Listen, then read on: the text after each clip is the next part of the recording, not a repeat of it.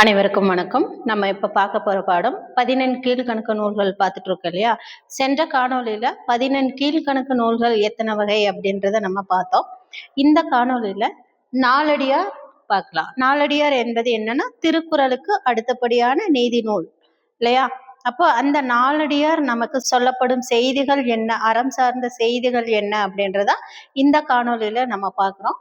நாலடியார் வெண்பாக்களால் ஆனது அப்படின்றத நம்ம ஏற்கனவே சொல்லியிருந்தோம் இல்லையா?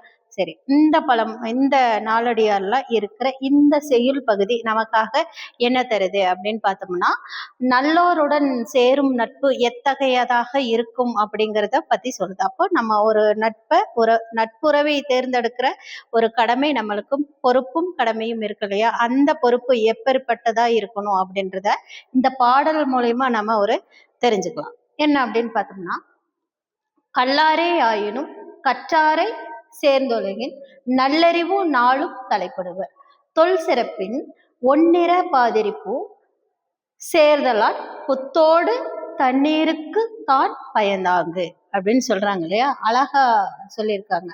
கல்லாரே ஆயினும், அதாவது கல்வி அறிவு, இந்த உலகத்துல கல்வி அறிவு இல்லாதவங்க யாரு அப்படின்றது தெரியும் இல்லையா? அதாவது நிறைய விஷயங்கள் தெரியாதவங்க அல்லது 4 பேர் சபையில இருக்கும் பொழுது தனக்கு ஒண்ணுமே தெரியாம கொஞ்சம் ஒதுங்கி இருக்கிறவங்க, அவங்க எல்லாம் என்ன பண்ணணும் அப்படின்னா, கற்றாரை சேர்ந்தொழுகின், அதாவது நல்ல கல்வி அறிவுடன் இருக்கிறவங்க கூட நட்புறவு நம்ம ஏற்படுத்தி கொண்டோம்னா, புதிதாக அந்த கற்றறிந்தாரோட நம்ம நட்புறவை ஏற்படுத்தினோம்னா நல்லறிவு நாளும் தலைப்படும். நல்லறிவு நாளும் தலைப்படும் அப்படின்றது என்ன சொல்றேன்னா, அந்த உலக அறிவுகள் ஏறலாம். நம்ம கற்றது கையளவு அப்படின்னு சொல்லுவாங்களா, கல்லாதது உலக அளவு. அப்போ நம்ம கொஞ்சம் இருக்கிற அந்த அறிவை எப்படி பயன்படுத்துறோம் அப்படின்னா, நம்ம தான் கல்வி கற்காம இருக்கிறோம் அல்லது உலக அறிவு கொஞ்சம் தான் நமக்கு தெரிஞ்சிருக்கு அப்படின்ற பட்சத்துல நம்ம என்ன பண்ணணும் அப்படின்னா, கற்றறிந்தாருடன் நம்ம நட்புறவு ஏற்படுச்சு அப்படின்னு பார்த்தோம்னா, இந்த உலக அறிவு கொஞ்சம் கொஞ்சமா நம்ம தேர்ந்தெடுக்கிற ஒரு தகுதியுடையவங்களா ஆயிடுவோம்.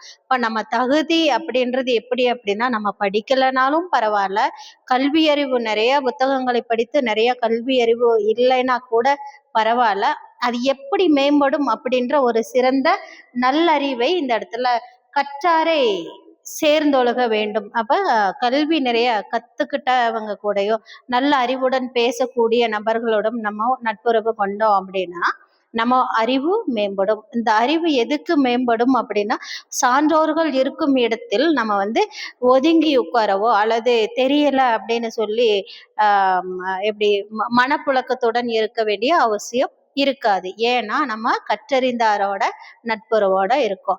அது எப்படி இருக்க வேண்டும் அப்படின்றத அழகா சொல்றாரு பாருங்க.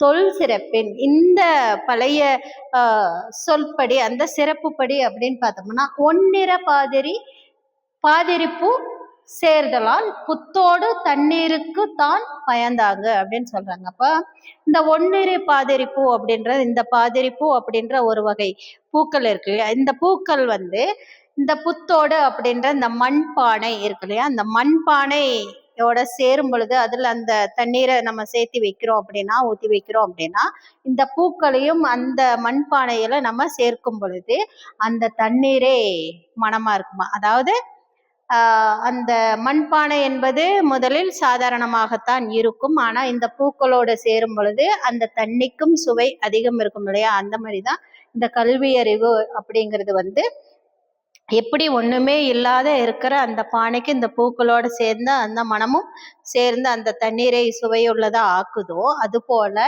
கல்வி அறிவில்லாதவர்களுக்கு கல்வி அறிவோட இருக்கிற அந்த நபர்களுடன் நட்பு மேன்மையாக இருக்கும் அப்படிங்கிறத நம்ம தெரிஞ்சுக்கலாம். இது எப்படி சொல்றது, பூவோட சேர்ந்தும் நாரும் மணக்கும் அப்படின்றது எப்படி இருக்கு அப்படின்னு பார்த்தோம்னா, பூக்களுக்கு எப்பொழுதுமே மனம் அதிகம். ஒவ்வொரு பூவும் ஒவ்வொரு தன்மை. அப்போ நம்ம பழகிற ஒவ்வொரு நபரும் ஒவ்வொரு தன்மையுடன் இருப்பாங்க. அவங்க நிறைய கல்வி அறிவோட இருந்தாங்கன்னா, ஒருவேளை நம்ம நாரா இருக்கிறோம் அப்படின்னு வச்சுக்கோங்களேன், அதாவது கல்வி அறிவு கொஞ்சமா இருக்குது அப்படின்ற பட்சத்துல இந்த கல்வி அறிவு நிறைய இருக்கிற ஒரு நபரோட நம்ம நட்புறவாக இருக்கிறோம் அப்படின்ற பட்சத்துல நம்ம அவங்களோட அறிவும் நமக்கு கொஞ்சம் கொஞ்சமா நம்மளுக்கும் கிடைக்கும்.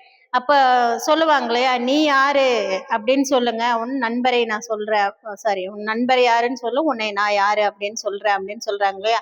அந்த நண்பர் அப்படின்றவங்க யாரு அப்படின்னு பார்த்தோம்னா, கற்றறிந்தாரா நம்ம தேர்ந்தெடுக்கிறது நமக்குரிய பொறுப்பும் சிறப்புமா இருக்கும் அப்படிங்கிறதா அழகா நாலடியார் மிக தெளிவாக சொல்லியிருக்கா. அப்போ கற்றவர்களுடன் நட்பு வைக்கிறது நம்மளுக்கு பொருத்தமானதா இருக்கும். அது இந்த கல்லூரி பருவத்துல உங்களுக்கு தேவையான ஒரு நல்ல அறக்கருத்தை நாளடியார் நமக்கு சொல்லியிருக்கு. நன்றி, வணக்கம். வேறொரு தலைப்புடன் அடுத்த காணொளியில் காணலாம். நன்றி, வணக்கம்.